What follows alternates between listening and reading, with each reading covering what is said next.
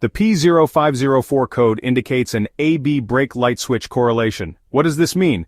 Your vehicle has two brake light switch circuits or signals that the computer monitors to ensure they match. This is a safety precaution. When the P0504 appears, it means these two signals don't match. For example, one indicates the brake is on and the other isn't, or both are on when they shouldn't, or vice versa.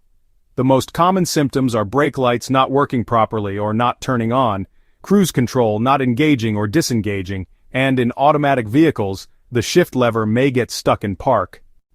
If the P0504 appears, the most common cause is a faulty or misadjusted brake light switch. Visually inspect the switch, located near the brake pedal, and make sure it's not loose or its stem is broken. Inspect the switch wiring and connector for damage, corrosion, or loose connections.